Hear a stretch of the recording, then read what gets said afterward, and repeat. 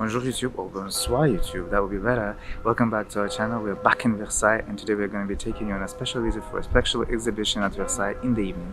On y va.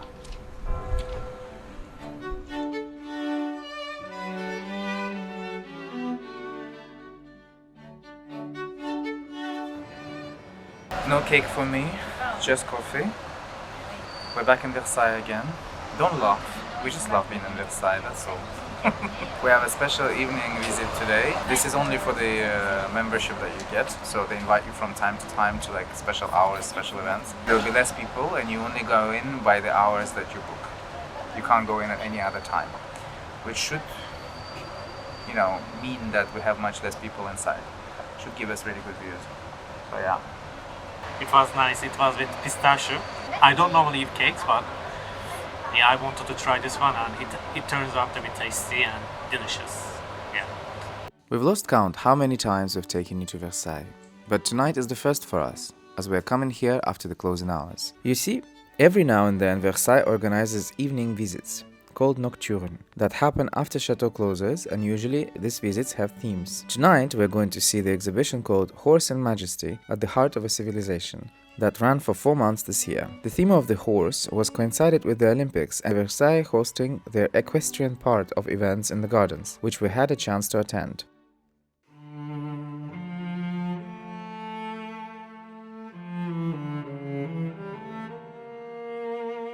Several halls, corridors, and installations were dedicated to this exhibition, featuring nearly 300 works with some exceptional loans from around the world, highlighting the role horses played in civil, military, and royal parts of the society between 16th and 20th century.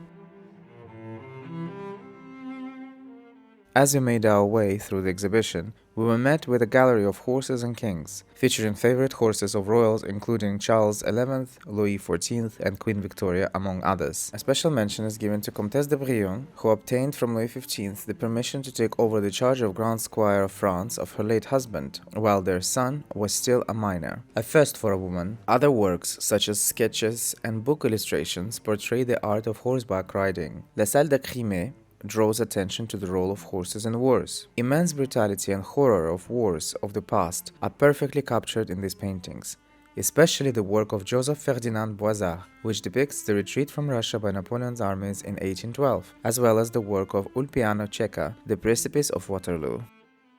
Le Salle de l'Afrique continued the theme of battles and wars.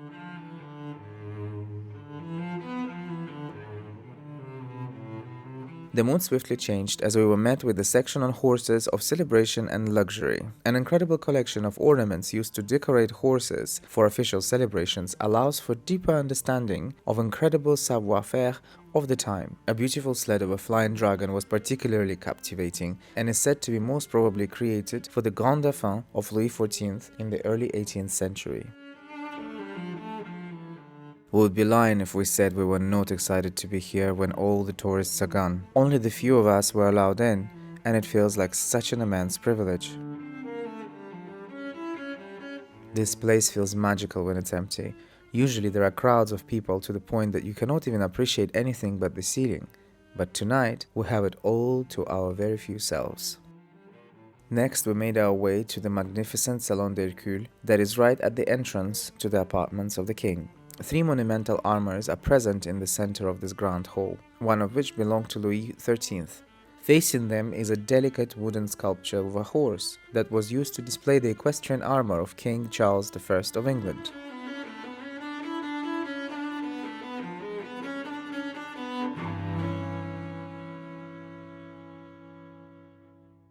As we walked through the empty rooms of the king's apartment, we could not believe how different it felt to be here. Honestly, Château de Versailles is magnificent at any moment, but it is exceptional when you have barely anyone around. It makes you wonder, perhaps, how things were in the past, before this place became a museum. The apartment is grand, yet this human absence made it feel small and even cozy. It's as if we were on a set of a film about Versailles, because it was unthinkable to even imagine that it was the real deal. You just don't ever expect it to be this intimate. Naturally, we couldn't wait to get to la Galerie de Glaces. The sun was setting, and we had to see it during the golden hour.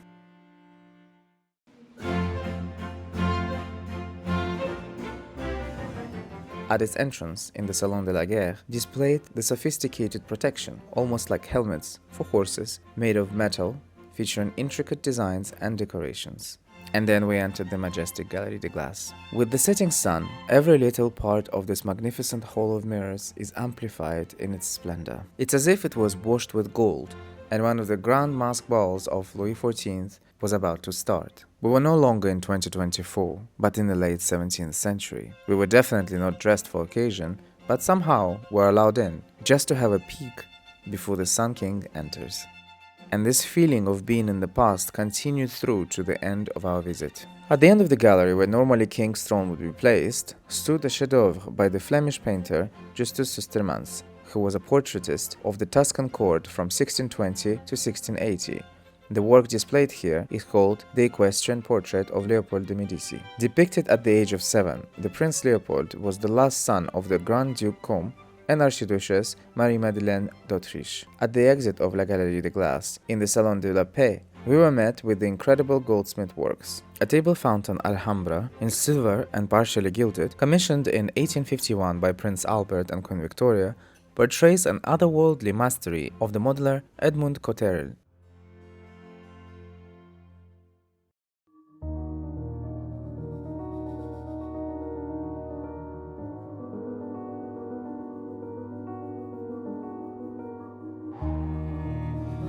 Being in the Queen's apartments felt even stranger. It's as if we were now in the late 18th century with Marie Antoinette somewhere in the private cabinet rooms that are hidden behind these walls.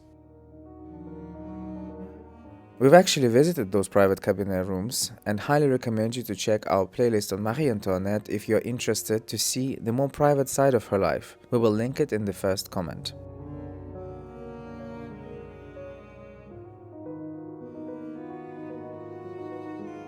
There was a sense of sadness in these grand rooms, perhaps as due to their fate or their emptiness around us, but we didn't feel as cozy as we did in the apartments of the king earlier.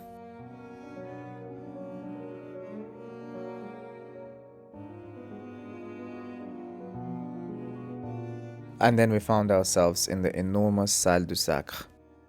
Although dedicated to the glory of Napoleon since 1833, this grand hall used to be the second chapel of the chateau until 1682, before becoming a large room of the guards, common to the king and queen, until the revolution of 1789.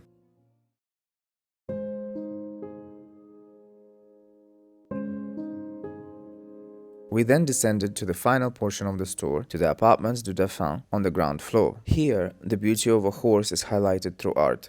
Its majestic stance, its grace and force, and how all of it was used to highlight the person riding it. Then the beauty transformed into myth, and the horse was no longer an animal, but a mystic creature, a hybrid of all sorts. This final part of the exhibition explores the unreal and imaginary forms of a horse. Some have wings, others have dragon paws and tails. The myth continues with the painting of the Lady Godiva by John Collier. As we make our way through the remainder of L'Appartement du Dauphin, let us share with you the legend of Lady Godiva. It is said that Lady Godiva lived in the 11th century with her husband, Lord Leofric, Earl of Mercia. Legend has it that seeing the suffering of the people, Lady Godiva begged her husband to reduce the taxes, and after several attempts, he eventually agreed under one condition, that she would cross the city naked, thinking her modesty would never allow her to do that. However, driven by her love for the people, she rode completely naked on her horse. Out of respect, the people closed their window blinds as she passed through the city, with the exception of one man called Tom, who looked and was immediately struck blind, giving the origins to the name Peeping Tom, which means voyeur. It must be noted that this ground floor apartment was reserved for members of the royal family. After a decade-long important restorations, its current presentation corresponds to that of the time when it was inhabited by Louis XV's son, Louis de France, until 1765. On the eve of the Revolution, it was occupied by the Dauphin, eldest son of Louis XVI and Marie Antoinette, and by the Duke of Harcourt, his governor. As we finish our visit, we can definitely attest to how different the chateau feels at night, when all the crowds are gone. It's more private and allows one to possibly try and imagine how it may have been before the revolution. If you can get here in the evening, we definitely recommend you to come. It's an experience like no other. That's it for today. We hope you liked this episode. If you'd like to see more of these videos, please don't forget to like, share and comment below. And until the next one, au revoir.